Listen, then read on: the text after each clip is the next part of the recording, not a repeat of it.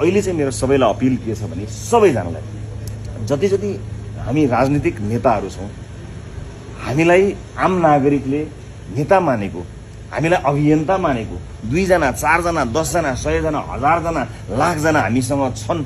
भन्ने हामीलाई लाग्छ भने यतिखेर हाम्रो कर्तव्य के हुन्छ भने आफूलाई माया गर्ने र आफूलाई सुन्ने आफूले भनेको अलिकति भए पनि ध्यानपूर्वक हेर्ने सुन्ने मान्ने टेर्ने जनसमुदायलाई हामीले अपिल गर्नुपर्छ र हामीले गरेको अपिल बस्ती बस्तीमा टोल टोलमा पुग्नुपर्छ र त्यो अपिल पुगिसकेपछि ती आम नागरिकले बुझ्ने ढङ्गले हामीले भन्नुपर्छ कि अहिले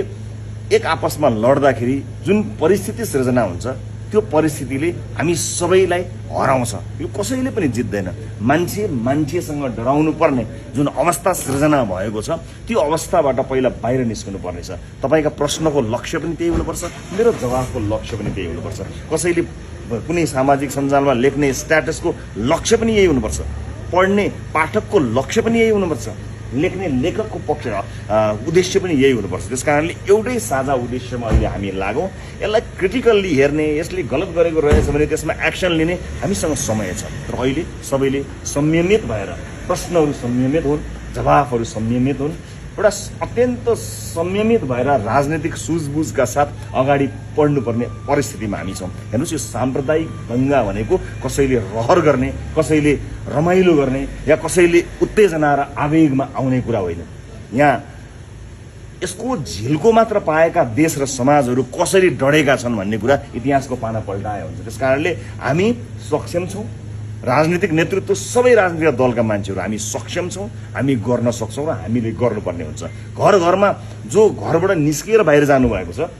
हरेक घरका अभिभावकको जिम्मेवारी हो कि आफ्नो घरबाट यस्तो किसिमको प्रदर्शनमा जाने आफ्ना परिवारका सदस्यलाई घरमै रोकौँ घरबाट निस्किएर घरमा आगो लगाउन किन पठाउँदैछौँ हामी त्यसकारणले भएका कमी कमजोरीको समीक्षा हामी गरौँला नि कसैले कमजोरी गरेको रहेछ भने उसलाई राजनीतिक रूपमा नैतिक रूपमा कहाँ जिम्मेवार गराउने हामी गराउँछौँ त्यसमा निर्धक हुनु होला त्यसकारणले अहिले कसले के गर्यो कसको काम कति भयो यो बाँडफाँड दोषको बाँडफाँडमा नलागौँ यदि दोष लगाउने कोही मान्छे चाहिएको छ भने मलाई लगाउनुहोस् दोष म सत्तारूढ पार्टीको सभापति हुँ दोषी चाहिएको अहिले तत्काल चाहिएको छ भने तर अहिले दोषी खोज्ने काम नगरौँ मेरो अनुरोध हामी हेर्दै गरौँला अहिले हामीले आगो निभाउनुपर्छ सबै जिम्मेवार भन्नुपर्छ यो जिम्मेवारीबाट हामी उम्क्यौँ भने हामी फेरि रिभ्यू गर्छौँ कहाँ यस्तो समस्या आयो यो साम्प्रदायिक हिंसा भड्किने अवस्था देशमा कसरी सृजना भयो कति लामो अभ्यास भएको थियो कस्ता कस्ता तत्त्वहरूले यहाँ काम गरिरहेका छन् हामी त्यसको समीक्षा गरौँला तर